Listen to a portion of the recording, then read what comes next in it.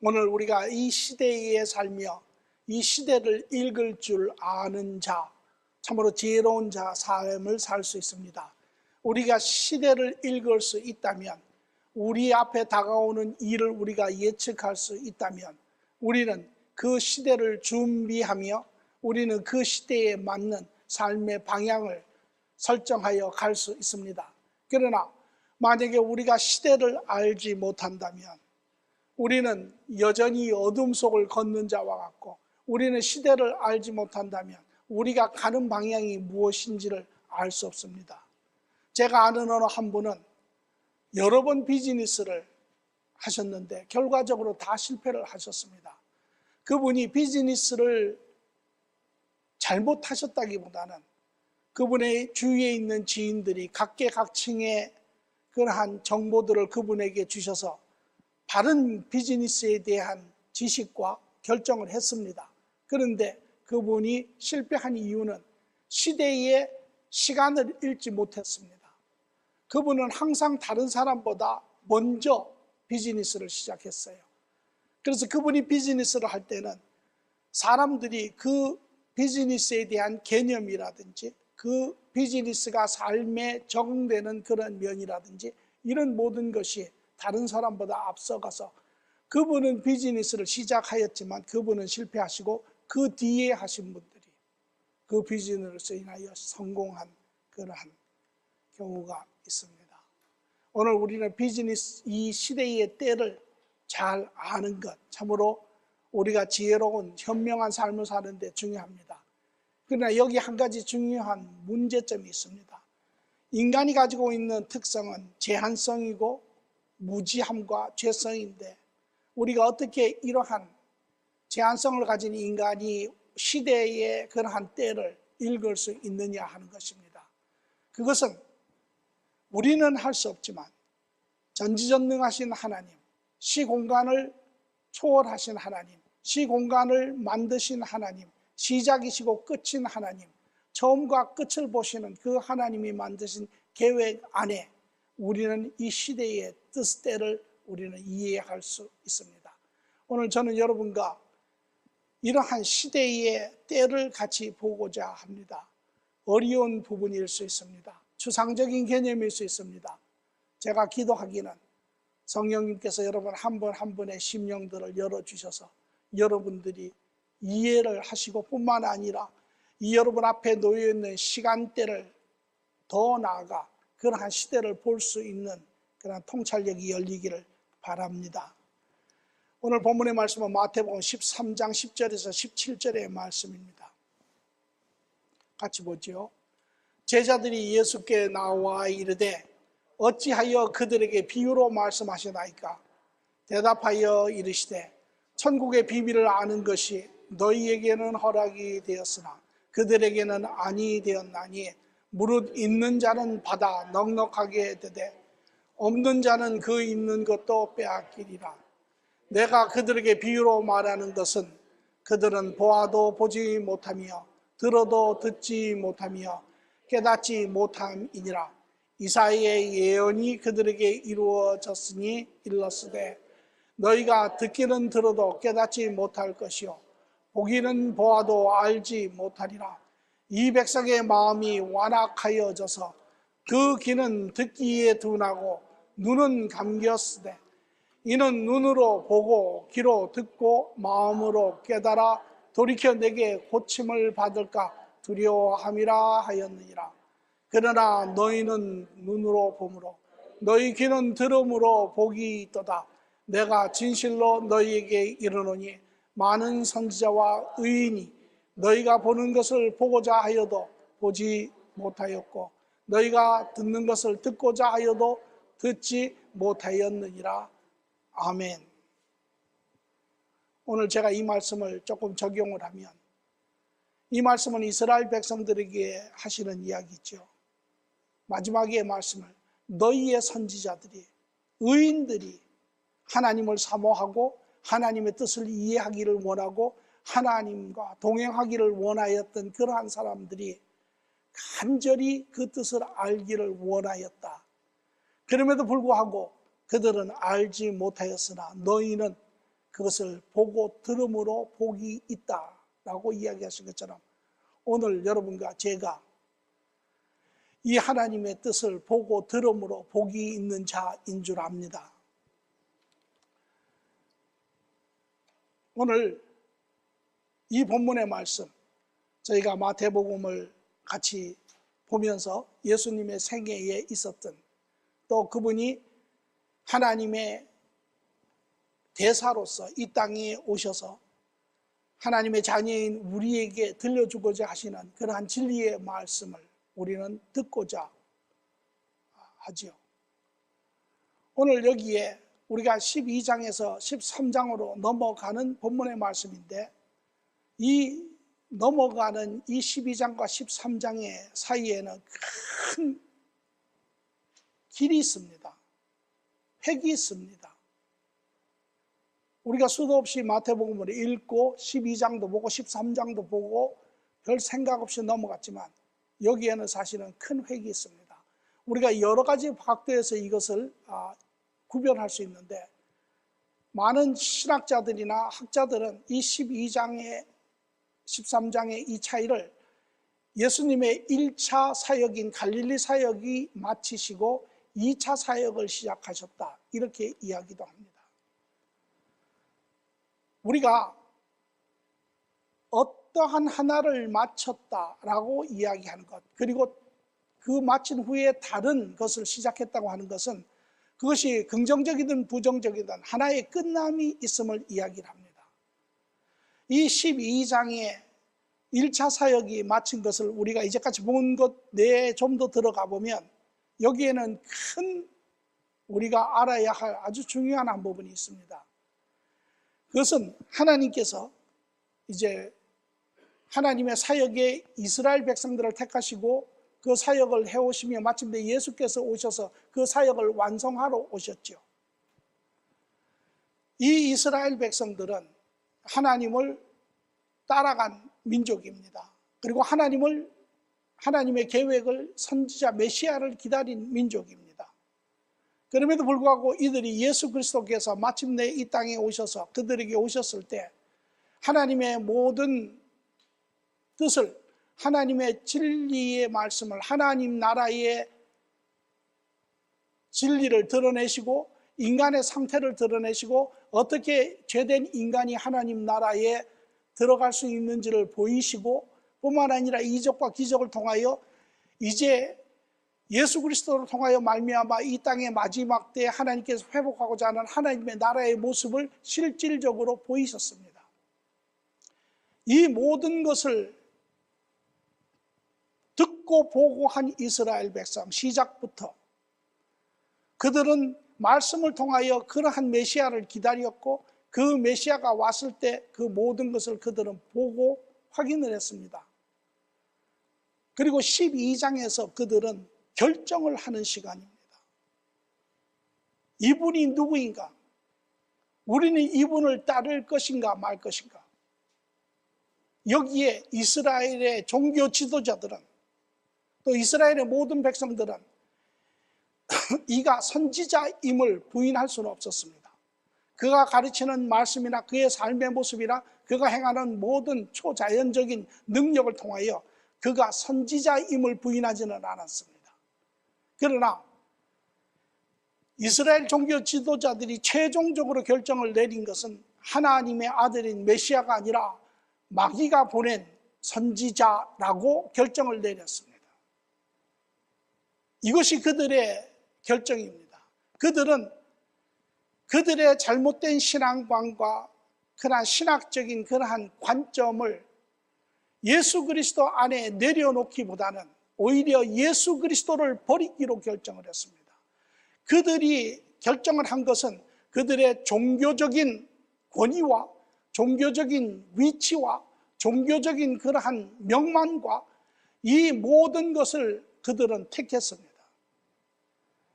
다시 말하면 이 마태복음 12장에서는 엄청난 결정이 이루어졌는데, 그것이 바로 이스라엘 민족에게는 예수 그리스도를 버리는 결정이 이루어졌고, 그 결과가 후속 결과로 나타나는 것이 바로 이제 마태복음 26장 7장에 가서 십자가에 못 박는 것으로 드러나는 것입니다. 또한 여기에 이스라엘 백성들이 이러한 결정을 하였을 때 하나님에게서도 엄청난 결정이 이루어지고 있는데, 그것이 무엇이냐면 바로 이스라엘을 내려놓는 것입니다. 오늘 이 마태복음 12장에서는 하나님이 이스라엘을 내려놓습니다. 더 이상 이스라엘 백성은 하나님의 사역에 참석하지 않습니다. 엄청난 결정이 지금 이루어지고 있는 사실입니다. 그래서 13장부터는 이제 유대인의 사역이 아니라 유대인이 아닌 사람을 가르쳐 이방인이라고 이야기합니다. 이방인의 사역이 이루어지기 시작을 합니다. 물론 그 중간에 획을 놓는 자들은 표면적인 유대인이 아닌 이면적인 믿음의 유대인들 12제자뿐만 아니라 그를 추종하는 몇 명의 사람들이 교량 역할을 하지만, 실질적으로 이제 예수님의 사역은 본격적으로 유대인을 내려놓고 이방인을 향하는 그 사역입니다. 이 결정을, 유대인이 정한 이 결정과 유대인으로 말미암아 하나님이 결정한 이 결정을 이해할 때 우리는 비로소 예수님의 모든 사역의 방향들을, 내용들을 이해할 수 있습니다. 하나님의 계획에 대해서 우리가 잠시 한번 짚고 넘어가겠습니다. 그 전에 이러한 유대인들의 이제 예수님을 버리고 여전히 자기들의 그러한 신앙, 종교적인 그러한 관점을 쫓아가는 유대인들을 가르쳐 사도 바울은 로마서 10장 2절에 3절에 이렇게 이야기합니다. 내가 증언하노니 그들이 하나님께 열심은 있으나 올바른 지식을 따른 것이 아니니라. 하나님의 의를 모르고 자기의 의를 세우려고 힘써 하나님의 의에 복종하지 아니하였느니라. 이것이 유대인들의 행로의 모습입니다. 오늘 우리가 이 12장과 13장에 일어나는 이 하나님의 구속의 큰 계획의 두 번째, 다시 말하면 하나님의 계획을 우리가 창세기에서 계시록에서 볼 때 세 파트로 볼 수 있습니다. 그러나 원래 큰 하나님의 계획은, 제가 인간적 말의 그러한 제한성을 감안해서 말씀을 드립니다. 하나님의 원뜻은 모든 인류가 죄 가운데 있었을 때 하나님이 인위적으로, 주권적으로, 선택적으로 한 민족, 이스라엘 민족을 택하시고 하나님이 이 민족을 통하여 이제 하나님의 그 뜻, 하나님과 인간이 하나의 그러한 가정, 국가를 이루는 하나님의 나라의 모습을 이 땅에 가시적으로 드러내시고, 그를 통하여 예수 그리스도께서, 구원의 핵심인 예수 그리스도께서 이 땅에 오셔서 이스라엘 백성들이 구원의 첫 열매가 되게 하시고, 이제 그 구원에 동참한 회복된 하나님의 백성으로 모든 인류에게 복음을 증거하여 하나님의 구속사역을 마치고자 하셨던 것이 하나님의 원계획이지만, 그러나 그 원계획의 문제가 오늘 우리가 본 것처럼 이 이스라엘의 넘어짐이 있음에 하나님의 세 가지의 변형된 모습이 성경 전체를 통해서 나타나고 있습니다. 오늘 우리가 그것을 보고 첫 번째 계획에서 어떻게 두 번째 계획으로 바뀌어지는지, 또 그 두 번째 계획에서 세 번째 계획으로 어떻게 나중에 완성되는지 우리가 볼 필요가 있습니다. 첫 번째 계획은 이스라엘 공동체지요. 그래서 우리가 출애굽 19장 5절에서 6절을 보면 하나님이 모세와 이스라엘 백성들을 시내산에 부르시고 언약을 맺는 장면입니다. 너희는 모든 민족 중에 내 소유가 되겠고 내게 대하여 제사장 나라가 되며 거룩한 백성이 되리라. 하나님이 이 민족을 택하시고 하나님의 인류 구속 사역의 시작을, 물론 그 아브라함 조상부터 시작하지만 한 민족으로, 한 국가로 이제 다시 언약을 맺는 그러한 장면이 나옵니다. 그러나 오늘 우리가 본 이 마태복음 12장의 말씀에서 이스라엘 백성들은 하나님의 원 계획인 예수 그리스도를 배척하고 버림으로 말미암아 이제 하나님의 계획에서 그들은 떨어져 나갑니다. 이제 더 이상 하나님의 사역에 쓰임을 받지는 않습니다. 그러나 하나님이 이 이스라엘 백성들과 맺은 언약은 하나님이 버리지 않습니다. 그래서 이 언약을 그대로 가지고는 계시되, 그러나 하나님의 사역에서, 인류 구원을 하는 그 사역에서는 떨어져 나갑니다. 더 이상 이스라엘 백성들은 이제 이 사역의 그림에는 일시적으로 나타나지 않습니다. 이것을 이어받는 자들이 이제 교회 공동체입니다. 이방인들이고 유대인이 아닌 다른 민족, 이방인이고, 이것을 가르쳐 교회 공동체라고 이야기하고, 또 다른 말로 하면 예수 공동체라고도 할 수 있습니다. 그래서 마태복음 16장 18절에 예수님이 내가 네게 이르노니 너는 베드로라, 내가 이 반석 위에 내 교회를 세우리니 음부의 교회가 이기지 못하리라. 이것이 예수님의 초림에서부터 재림 전까지의 이야기입니다. 그래서 마태복음 13장에서부터 시작하여 실질적으로 그림이 드러나지는 않았지만 하나님의 계획은 이미 13장에서부터 시작이 되기 시작을 합니다. 그리고 이제 교회 시대가, 이방인 시대가 이제 열리기 시작을 하는 것입니다. 오늘 그것이 지금도 교회 시대고 이방인 시대고 예수 공동체의 시대인 것입니다.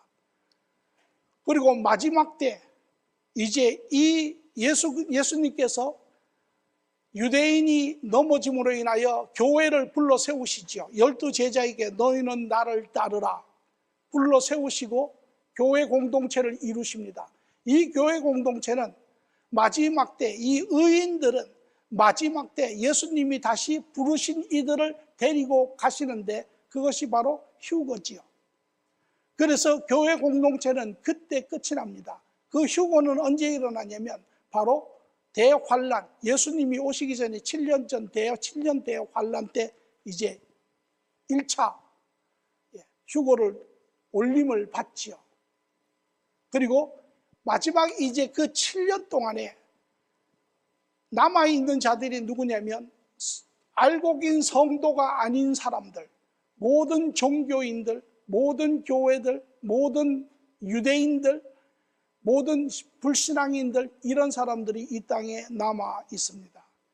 그리고 이제 마지막 때 이것은 하나님의 진노의 시간이고 진노 가운데 하나님이 특별히 베푸시는 두 번째 마지막 은혜의 시간입니다. 이때 유대인들이 이제 돌이키기 시작하죠. 요한계시록 14장 6절에 7절을 보니 또 보니 다른 천사가 공중에 날아가는데 땅에 거하는 자들 곧 모든 민족과 종족과 방언과 백성들에게 전할 영원한 복음을 가졌더라. 그가 큰 음성으로 이르되 하나님을 두려워하며 그에게 영광을 돌리라. 이는 그의 심판의 시간이 이르렀습니다. 하늘과 땅과 바다의 물의 근원을 만드신 이름을 경배하라. 이제 이 하나님의 특별한 은혜 가운데 이 이스라엘 백성들이 마지막 때에 그들의 신앙이 하나님께로 돌아옵니다. 그들이 하나님의 특별한 은혜 가운데 예수 그리스도가 바로 하나님의 아들이시고 그들이 기다리던 메시아인 것을 그들이 깨달아 알며 이제 마지막 때 그들이 대환란 가운데 모든 인류 원래 계획처럼 그들이 그 복음을 들고 전 세계를 다니며 복음을 전합니다. 그리고 그들은 대부분 다 순교당하죠. 이것이 마지막 7년이고 그리고 예수님께서 재림하시고 천년왕국이 이루어지고 그리고 심판이 이루어져 모든 하나님의 계획이 끝나는 것입니다. 여기에 이 하나님의 계획 가운데 지금 오늘 우리가 보고 있는 이 말씀이 12장의 유대인들이 예수 그리스도를 이제 버리기로 결정하는 그 순간부터 하나님의 구속계획의 1막이 끝이 나고 이제 2막이 이어서 연결되고 있는 그러한 부분입니다. 오늘 우리는 그 부분을 머리에 담고 여기에 우리가 꼭 기억해야 할 우리가 알지 못하면 엄청난 오류를 저지를 수밖에 없는 두 가지의 큰 사실을 우리는 여기서 보아야 합니다. 첫째는 이스라엘의 백성들은 다 하나님의 계획을 알지 못했습니다. 다시 말하면 이스라엘 백성들이 알고 있는 하나님의 계획은 구약의 계획입니다. 구약의 계획은 이스라엘이 가지고 있는 계획은 하나님의 구속 계획, 세 파트 중에 한 파트밖에는 알지 못했습니다. 이스라엘 공동체에 관한 그 계획밖에는 몰랐습니다. 그래서 이스라엘의 모든 종교 지도자들도 또 그의 가르침을 배운 이스라엘 백성들도 그들이 가지고 있는 하나님의 구속관은 이스라엘 백성을 통하여 이루어지고 이 이스라엘 백성을 통하여 완성된다고 믿고 있었습니다. 그러므로 하나님이 이 이스라엘 백성들을 언약 백성으로 구하시고 마지막 때 이제 이들이 선택받은 하나님의 백성인 것을 확인하고 자기들이 잘못 해석한 결과 이기는 하죠. 그리고 스스로 하나님의 그 법을 인간적인 방법으로 지키기 위해서 그들이 재해석을 해서 가식적으로, 외형적으로, 율법적으로 그 법을 지키고 스스로에게 말하기를 우리는 하나님의 법을 모든 지킨 거룩한 백성이고 하나님으로부터 인정받는 백성이고 하나님의 이제 마지막 때에 하나님이 약속하신 선지자가 와서 이 땅에 이제 모든 것을 회복시키고 이스라엘의 영광을 드러내게 하시고 로마 제국뿐만 아니라 모든 그런 악한 사람들을 멸망시키는 그러한 마지막 때의 그림을 가지고 있는 것이 이스라엘 백성들이 가지고 있는 그림입니다. 오늘 우리는 이러한 이 하나님과 동행하는 이스라엘 백성들을 볼 때 이들이 가지고 있는 마인드세트를 우리는 잘 이해를 해야 그 다음에 하나님의 말씀을 바로 이해할 수 있습니다. 그래서 이것을 에베소서 3장 9절에 11절은 이렇게 이야기합니다. 영원부터 만물을 창조하신 하나님 속에 감추어졌던 비밀의 경륜이 어떠한 것을 드러내려 하십니다. 영원전부터 있었던 하나님의 계획이지만 감추어져 있었습니다. 드러나지 않았습니다. 이스라엘 백성들에게도 드러나지 않았습니다. 이제 교회로 말미암아 하늘에 있는 통치자와 권세에게 하늘의 각종 지혜를 알게 하려 하심이니 곧 영원부터 우리 주 예수 그리스도 안에서 예정하신 뜻대로 하신 것이라. 하나님의 계획이 감춰져 있는데 그것은 무엇이냐면 에베소서 3장 6절을 보니까 이는 이방인이 복음으로 말미암아 그리스도 예수 안에서 함께 상속자가 되고 함께 지체가 되고 함께 약속에 참여하는 자가 됨이라. 여러분과 저는 이미 성경 전체를 보고 있기 때문에 하나님의 구속사에게 전체의 그림을 보고 있습니다. 그래서 이방인들이 구속을 받는 것도 우리가 당연히 알고 있고 그것이 처음부터 하나님의 뜻인 것도 알지만 이스라엘 백성들은 그렇지 않았습니다. 성경이 없었습니다. 구약만 가지고 있었습니다. 하나님의 계획의 일부분, 첫 부분만 알고 있었습니다. 이것이 그들이 가지고 있는 모든 신앙관입니다. 사도 바울은 이것을 이렇게 이야기합니다. 형제들아, 내가 스스로 지혜 있다고 하면서 이 신비를 너희가 모르기를 내가 원하지 아니하노라. 이 신비는 이방인의 충만한 수가 들어오기까지 이스라엘의 더러는 우둔하게 될 것이라. 다시 말하면 이제 이스라엘 백성들이 넘어지고 이스라엘 백성들이 하나님의 계획에서 제하여지고 너희가 아닌 이방인들이 이제 그 하나님의 사역을 맡아서 그 수가 차기까지 교회 공동체가 사역을 맡아서 할 것이나 그러나 그 후에 그리하여 온 이스라엘이 구원을 얻으리라. 마지막에 가서 하나님의 구원이 너에게 있으리라. 기록된 바 구원자가 시온에서 오사 야곱에서 경건하지 않은 것을 돌이키시겠고 이제 너희의 그러한 것을 하나님의 은혜 가운데 돌이키시겠고 내가 그들의 죄를 없이 할 때에 그들에게 이루어질 내 언약이 이것이라 함과 같으리라. 이것이 사도 바울의 이야기죠. 이것이 이스라엘 백성들은 하나님의 계획을 다 알지 못했습니다. 부분적인 것을 가지고 있고 그것이 전체인 줄 알고 제자들 또한 지금 13장에서 예수님이 이제 이방인 사역을 시작하시고 엄청난 방향이 지금 틀어졌고 이스라엘 백성들은 내려놔졌고 그 가운데 12 제자들과 더불어 따르는 이스라엘 백성들은 그러나 여전히 그 개념을 가지고 예수님과 동행하고 있는 내용입니다. 그래서 우리가 잘 아는 것처럼 마태복음 16장 21절 22절에 보니 이때로부터 예수 그리스도께서 자기가 예루살렘에 올라가 장로들과 대제사장들과 서기관에게 많은 고난을 받고 죽임을 당하고 제3일에 살아나야 할 것을 제자들에게 비로소 나타내시니 베드로가 예수를 붙들고 항변하여 이르되 주여 그리하지 마옵소서 이 일이 결코 주께 미치지 아니하리이다. 우리가 얼른 보기에는 베드로가 인간적인 생각을 가지고 자기가 따르는 주인이 스승이 죽음에 대한 그러한 또 하나님의 계획에 대한 것을 알지 못하는 또 뿐만 아니라 그들이 가지고 있는 그 그리스도의 그 선지자의 개념은 이기는 자, 승리하는 자의 개념에서도 가지고 있지만 또 하나 여기에 숨겨져 있는 것은 바로 이들이 기다리고 있는 그 메시아는 그들이 가지고 있는 부분적인 하나님의 계획에 의하면 이스라엘을 통하여 그들이 이겨야 한다는 것입니다. 다시 말하면 이들이 이미 예수 그리스도를 통하고 선지자인 것을 확인하였죠. 거기에 대해서 이들은 의심이 없습니다. 그러나 이들이 가지고 있는 부분적인 그림과 예수 그리스도가 선지자인 이 두 가지가 서로 상충되어 가며 제자들은 예수 그리스도를 쫓아가고 있는 그러한 내용을 우리가 볼 수 있습니다. 이것이 제자들이 지속적으로 예수님에게 우문현답을 하고 있는 그러한 내용이기도 합니다. 이 중에서도 가장 우리가 잘 아는 것처럼 가롯 유다라고 하는 자, 요한복음 13장 2절에 나오는데 가롯 유다 12제자 중에 우리가 잘 아는 것처럼 가롯 유다가 예수님을 파는데 뭐 여러 가지 학설이 있을 수 있습니다. 그가 돈을 사랑한 그런 부분 뭐 여러 가지들 있지만 그러나 제가 보기에 그의 가장 큰 문제는 바로 그가 가지고 있는 종교관, 이스라엘의 구원관 이런 것이 다른 제자들보다 더욱더 득한 사람이라고 볼 수 있습니다. 그래서 항상 다른 제자들과 같이 상충되어 가는 혼돈스러운 그런 가운데 예수님과 행보를 하고 있지만 결국에는 가롯 유다는 그러한 예수님을 받아들일 수 없었습니다.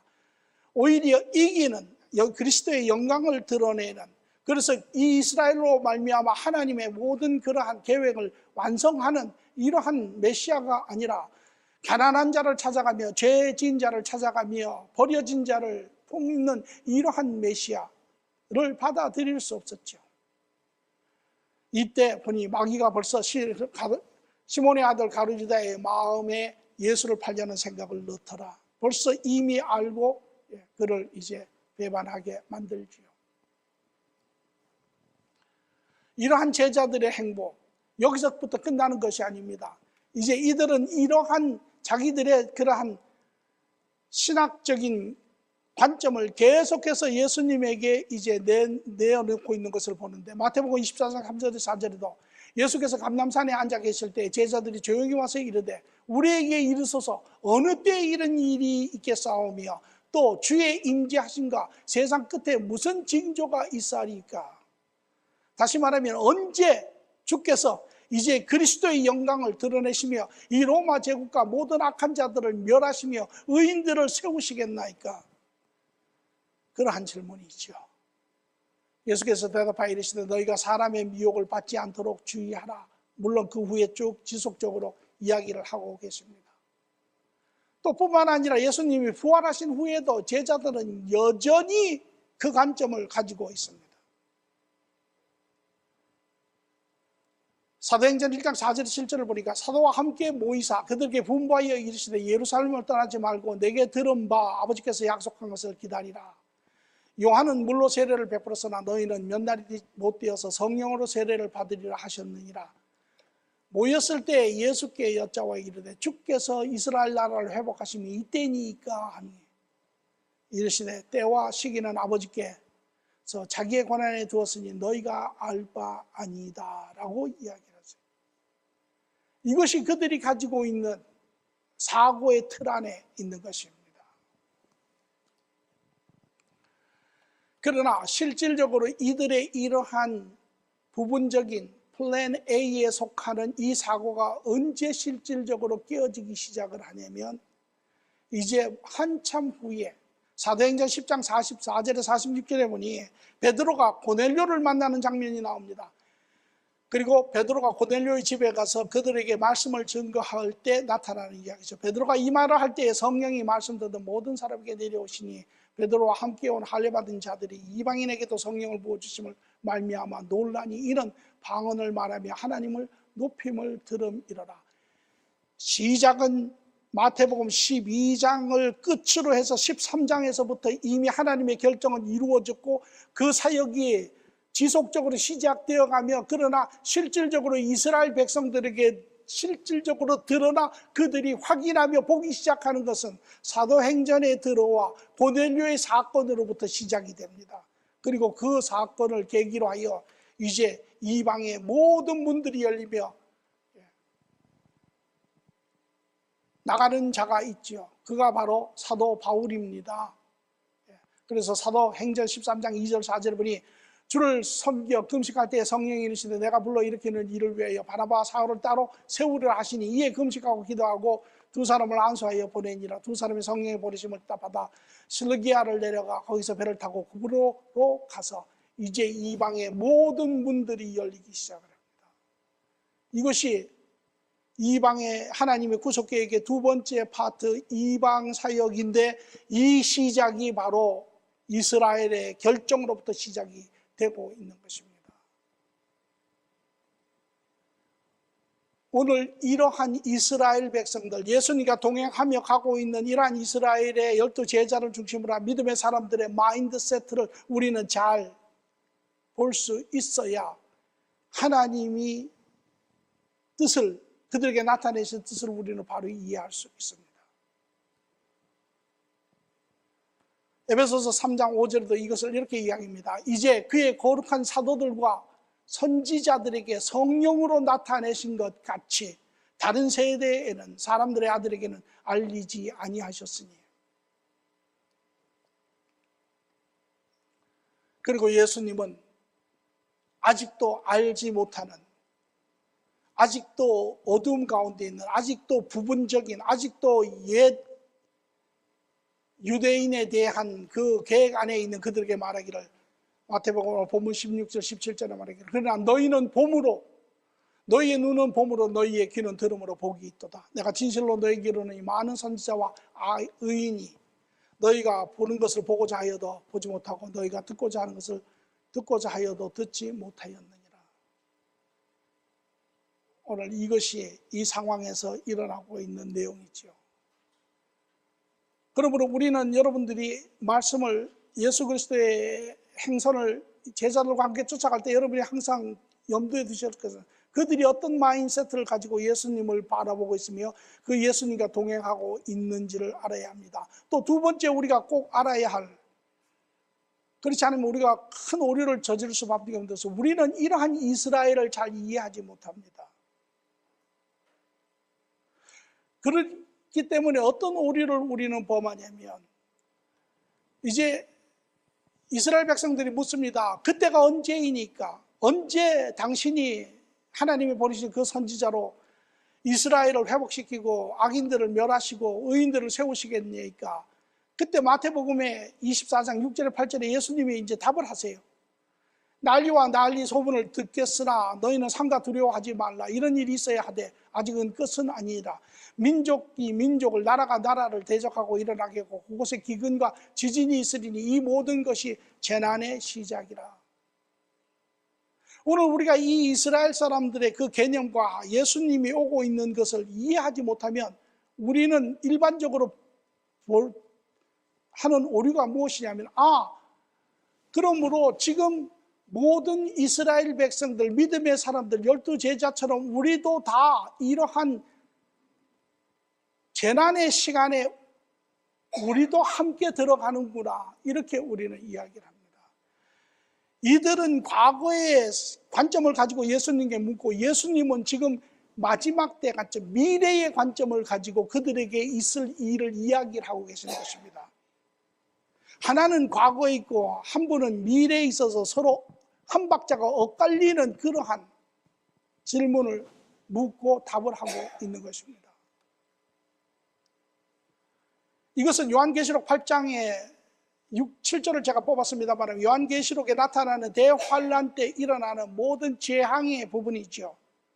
그래서 7 나팔을 가진 7 천사가 나팔을 불기를 준비하더라. 첫째 천사가 나팔을 부니 피 섞인 우박과 불이 나와서 땅에 쏟아지며 땅의 3분의 1이 다 타버리고 수목의 3분의 1도 타버리고 각종 푸른 불도 다 타버리더라. 재앙의 대환란 때 일어나는 이야기를 지금 이어지고 있는 것입니다. 오늘 이 엇갈리는 이 두 다른 관점을 이해하지 못하면 우리는 이것을 우리 때의 한 것으로 연결해서 모든 성도들은 이 대환란을 다 거쳐가야 하는구나. 그래서 지금의 기독교 안에서도 학자들 사이에서도 또 목회자들 사이 안에서도 분분한 이야기가 있습니다. 전천선열이 있고 후천선열이 있고, 예를 들어서 그래서 천국, 그러면 천년왕국은 지금 거기에 맞추려면 천년왕국은 그러면 벌써 이미 시작이 되었다. 천년왕국은 영적인 어떠한 그러한 육적인 왕국이 아니라 영적인 왕국, 예수님이 지금도 다스리시고 있는 그 왕국의 모습이다. 왜? 저 이야기를 맞춰 끼우려니까.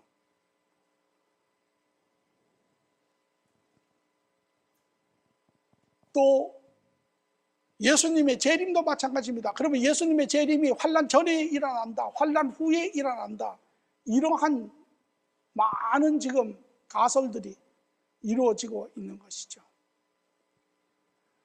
오늘 우리가 말씀을 바로 읽으려면 이러한 바른 시대적인 하나님의 계획 안에 시대적인 그러한 것을 우리가 볼 때 우리가 비로소 이해할 수 있습니다. 또 우리가 잘 아는 마태복음 24장 40절에서 42절의 말씀, 그때 두 사람이 밭에 있으며 한 사람은 데려가고 한 사람은 버려둠을 당할 것이라. 두 여자가 맷돌질을 하고 있으며 한 사람은 데려가고 한 사람은 버려둠을 당할 것이니라. 그러므로 깨어있으라. 어느 날 주가 임할지 너희가 알지 못함이니라. 그래서 우리가 그러면 어떤 사람은 들림을 받고 어떤 사람은 들림을 받지 아니하고, 이것은 마지막 때에, 환난 때에 이제 이스라엘 백성들이 하나님의 특별한 은혜 가운데 돌이키고 그들이 이제 이 땅에서 적그리스도로 인하여 엄청난 그러한 고난을 받고 그들이 순교당한 후에 이제 하나님께서 그들의 남은 자들을 이 땅에 오실 때, 재림하실 때 이 땅에 숨어 있는 자들, 도망가서 산속에 숨어 있고 이런 모든 이런 자들, 그 중에 이제 마지막 두 번째 그런 일종의 휴거와 같이 그들이 공중에서 들림을 받고 그 안에서 부활이 일어나서 재림하시는 예수님과 함께 이 땅에 오실 때의 이야기를 하고 있는 것입니다. 이것이 오늘 우리가 이 시대적인 하나님의 계획 안의 시대적인 흐름을 우리가 잘 보고 성경을 보아야 하는 것입니다. 또 여기에 이것을 우리가 이야기할 때 예수님이 오늘 비유라는 이야기를 들어 계십니다. 여러분들이 성경을 많이 읽었지만은 그러면서도 항상 잘 이해되지 아니하고 고개를 갸우뚱하며 그냥 넘어가기도 하는 그런 이야기입니다. 제자들이 예수께 나와 이르되 어찌하여 그들에게 비유로 말씀하시나이까? 마태복음 13장 10절의 이야기입니다. 비유가 무엇입니까? 비유는 영어로 이야기하면 illustration이라고 이야기할 수 있습니다. 비유는 세상의 이야기입니다. 그런데 그냥 세상의 이야기가 아니라 하나님의 진리를 드러내는 세상의 이야기입니다. 한 예를 들면 이렇게 했습니다. 어떤 조그마한 여자아이가 있습니다. 여자아이가 아주 이쁘게 건강하게 생겼습니다. 우리가 그 아이를 이야기할 때 저 아이의 얼굴이 꼭 아주 잘 익은 아주 복숭아 같구나, 그렇게 우리가 표현을 하죠. 그것이 비유입니다. 그러면 복숭아 같다, 복숭아의 그 불그스레한 아주 건강해 보이는 그 모습이 저 아이의 얼굴이라는 것입니다. 그러므로 저 아이의 얼굴이 건강하고 아주 예쁘게 불그스름하다라는 표현을 할 때 그 아이의 얼굴이 잘 익은 복숭아 같구나 라고 이렇게 비유를 하죠. 이것이 비유입니다. 이 비유는 세상의 이야기입니다. 우리 주변에 있는 이야기입니다. 우리 모두가 아는 이야기입니다. 그런데 이 비유를 왜 이 비유를 들었을까요? 이것이 지금 이제 이 새로운 하나님의 계획권 안에 있는 예수님의 새로운 지금 방법이 나타나고 있는데, 예수님이 그로부터 전부 다 비유로 이야기를 하세요. 그래서 씨 뿌리는 자의 비유를 들고, 가라지의 비유를 들고, 또 겨자씨 비유를 들고, 또 물고기 비유를 들고, 수많은 비유를 듭니다. 그런데 이 비유가 의미가 무엇일까요? 이유가 무엇일까요? 이 비유를 드시는 이유가 무엇일까요? 오늘 13절의 말씀을 보니까 내가 그들에게 비유를 말하는 것은 그들은 보아도 보지 못하고 들어도 듣지 못하고 깨닫지 못함이니라. 다시 말하면 내가 비유로 말하는 것은 듣지 못하게 하기 위함이라는 것입니다. 비유는 쉬운 이야기입니다. 우리 모두가 경험한, 우리 삶 가운데 접할 수 있는 그러한 이야기입니다. 그런데 이 비유를 들어서 어떠한 하나님의 진리를 이야기하려고 할 때 그 비유를 이야기하지, 그 의미를 가르쳐주지 않으면 그게 무슨 소리인지 전혀 이해가 안 됩니다. 그냥 드러난 뜻만 알죠. 우리가 경험한 뜻만 알죠. 그 이상의 뜻은 모릅니다. 다시 말하면 고린도전서 2장 14절에 이야기한 것처럼 육에 속한 사람은 하나님의 성령의 일을 받지 아니하나니 이는 그에게는 어리석게 보임이요 또 그는 그것을 알 수도 없나니 그러한 일은 영적으로 분별하기 때문이라. 그저 세상적인 이야기 이상의 것은 알아들을 수 없습니다. 그러나 반대로 이 비유를 가지고 세상의 뜻을 이해하는 자에게 나아가 그 안에 같은 의미를 가지고 있는 하나님의 진리를 가르쳐주면 그 어떠한 경우보다도 그 뜻을 더 분명하게, 확실하게, 온전하게 안다라는 것입니다.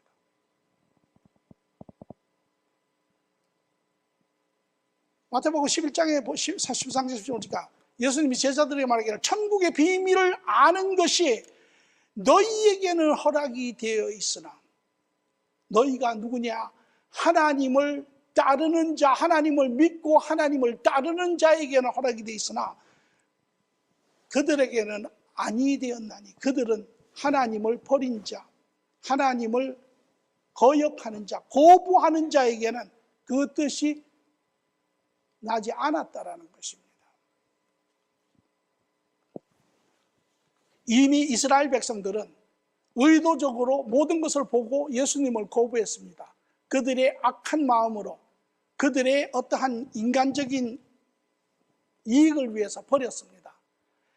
그들은 스스로 말하기를 우리는 의로운 참신앙인이라고 이야기를 합니다. 예수님이 그들에게 이제 비유를 이야기하심으로 인하여 그들은 실질적으로 자기는 의로운 사람이라고 하지만 그들의 내면은 이미 어두운 자입니다. 어리석은 자입니다. 진리를 알지 못하는 자입니다. 이들에게 비유를 줄 때 이제 이 비유는 그들을 더욱더 어두움 가운데로 몰고 가는 역할을 한다라는 것입니다.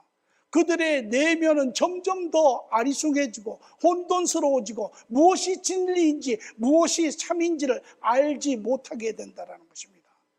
그러므로 너희가 택한 그 어두움 쪽으로 계속 향하게 되어 있는가 하면 반대로 이 비유를 통하여 그 진리를 발견하는 자는 하나님과 동행하는 자, 빛 가운데 행하는 자는 더욱더 그 빛 가운데 환한 진리 가운데 사는 자가 된다는 것입니다.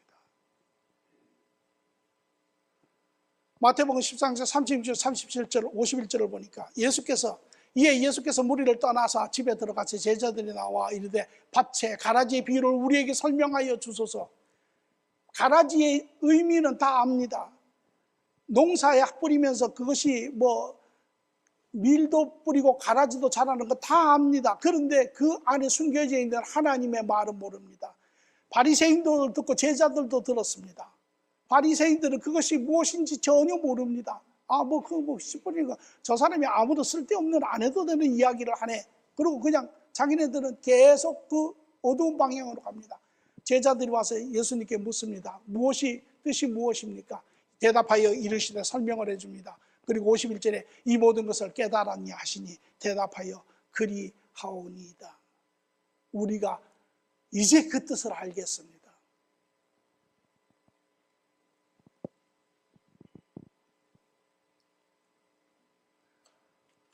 오늘 이 시대도 다르지 않습니다.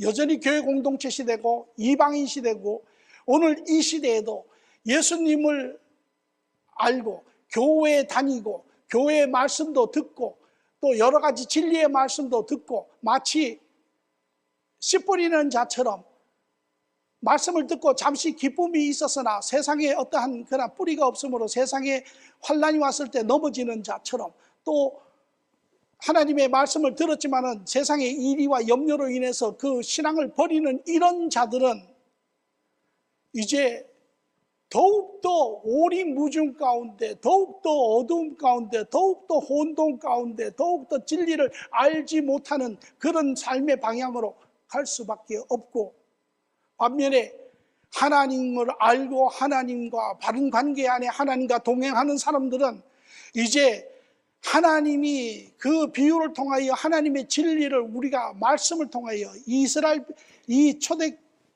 1세기에는 제자들은 예수님이 그들을 가르쳤지만 오늘 이 시대에는 바로 성령님이 우리와 함께 계시어 요한복음 14장 26절에 아버지께서 내 이름으로 부르신 성령, 그가 너희의 모든 것을 가르치시며 너희의 모든 것을 말하며 모든 것을 생각나게 하리라. 그가 이제 우리 안에 진리를 더욱더 가르쳐 주시고 깨닫게 하시고 보게 하시고 알게 하시고 하므라 더욱더 바른 진리의 길로, 생명의 길로 걸어가게 하신다라는 것입니다.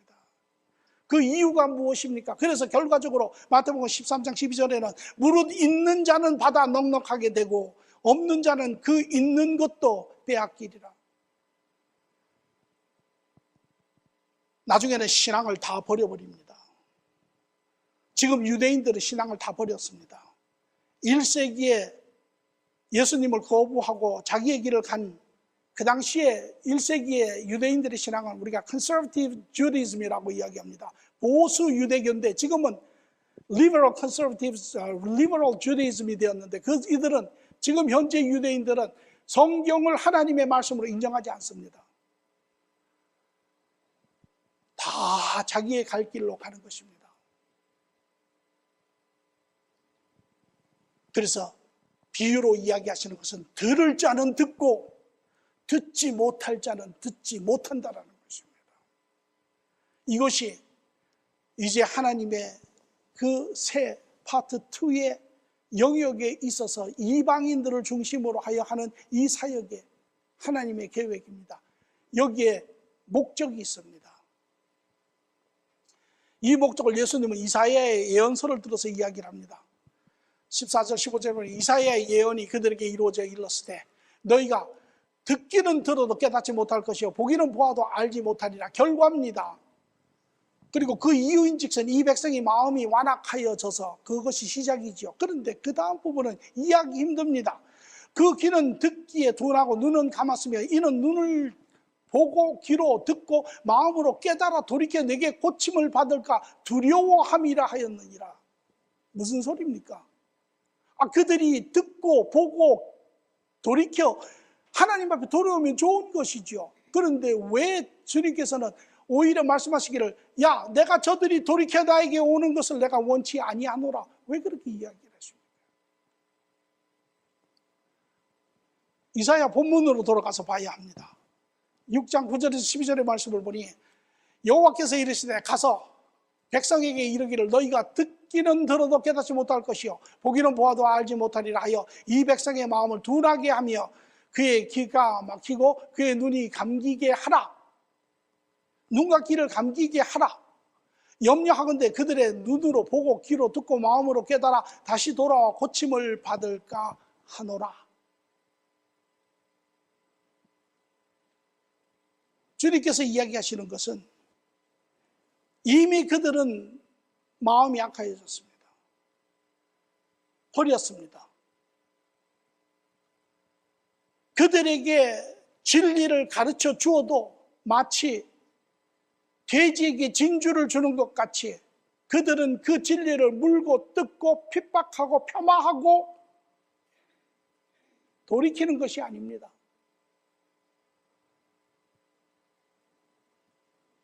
오늘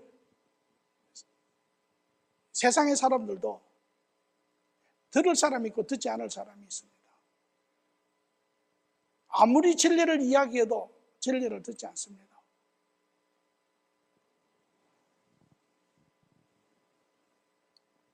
왜? 또 이어서 이사야가 묻습니다. 내가 주여 어느 때까지니까 하였더니 주께서 대답하시되 성읍을 황폐하여 주민이 없었고 가옥들에게는 사람이 없고 이 토지는 황폐하게 되며 여호와께서 사람들을 멀리 옮기셔서 이 땅 가운데 황폐한 곳이 많을 때까지니라. 왜 그렇게 하냐고요? 무엇 때문에 그렇게 하냐고요? 바로 심판 때를 준비하고 계신다라는 것입니다. 그래서 마태복음 25장 32절 34절에서 이야기하는 것처럼 모든 민족을 그 앞에 모으고 각각 구분하기를 목자가 양과 염소를 구분하여 양은 그 오른편에 염소는 왼쪽에 두리라. 그때 임금이 그 오른편에 있는 자에게 이르되 내 아버지의 복을 받을 자야 나와 창세로부터 너를 위하여 예비된 나라를 받으라. 또한 왼쪽에 있는 염소에게 말하기는 너희에게 주 예비된 영원한 형벌을 너희가 받으라 라고 마지막 때 분리하는 것처럼 이것이 마지막 때 하나님 앞에 분리되어 가는 것입니다. 어둠을 향해서 가는 자들은 더욱더 어둠을 향해서 가고 빛을 향해서 가는 자들은 더욱더 빛을 향해서 가서 마지막 때 하나님 앞에 섰을 때 우리는 빛의 자녀와 어둠의 자녀들로 완전히 구별이 되어 있는 것입니다. 오늘 이것이 예수님의 두 번째 이방인의 사역의 특징입니다. 여기에는 이제 모든 인류가 다 돌아오지 않습니다. 하나님의 복음은 선포됩니다. 듣는 자는 듣습니다. 듣지 않는 자는 듣지 않습니다. 그리고 듣는 자는 더욱더 이제 하나님과 동행하며 그 하나님의 진리에 깨달으며 더욱더 그러한 선의 길을 가지만 듣지 않는 자는 이제 더욱더 어둠 가운데 더욱더 어둠의 길을 향해서 그 둘의 삶의 모습이 현저하게 이제 드러나는 것이 이것이 하나님의 계획입니다.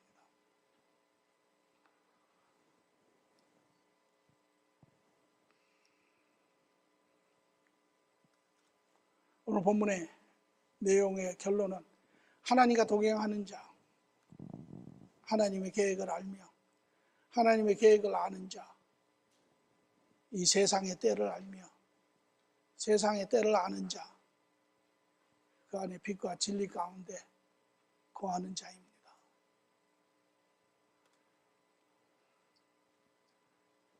오늘 우리는 하나님의 말씀을 바로 이해하는 것이 중요합니다. 오늘 우리 가운데 얼마나 말씀이 오류가 있고 말씀이 바르게 이해되지 못하고 그로 인하여 우리에게 많은 혼동과 많은 불안과 많은 두려움을 조성하는 그런 경우를 우리가 많이 보죠.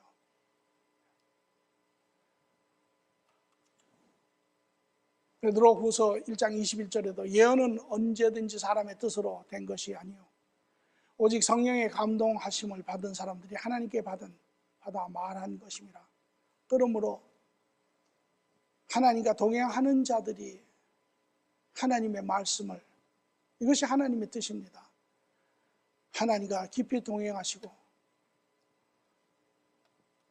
하나님의 말씀을 바로 이해하시고 그래서 이 마지막 때를 향해 가는 이 시대에 우리는 더욱더 진리 가운데 빛 가운데 우리는 거하는 자들이 되어야 합니다. 그렇지 않으면 우리는 더욱더 어두움 안에 갇혀서 더욱더 무엇이 옳은지 무엇이 그른지 알지 못하며 우리는 사는 그런 인생이 될 수밖에 없습니다. 한 주 여러분들에게 드리고자 하는 말씀이 있습니다.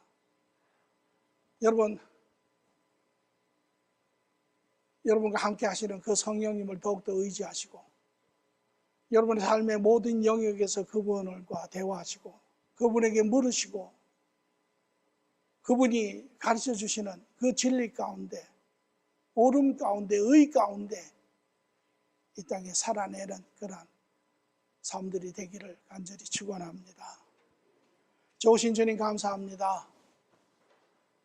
하나님의 말씀을 통하여 하나님의 마음을, 하나님의 뜻을 하나님 보고자 했습니다. 하나님, 우리의 심령 가운데 참으로 주님께서 기뻐하시는 그 뜻을 하나님 함께 보게 하시고 확인하게 하시고, 하나님 그로 인해 우리 심령이 참으로 진리 안에 빛 안에 하나님 자유하게 하시고 기쁨으로 충만하게 하여 주시옵소서. 오늘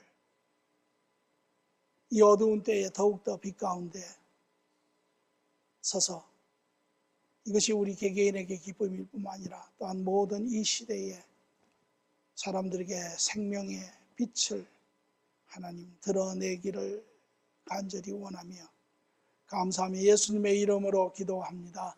아멘.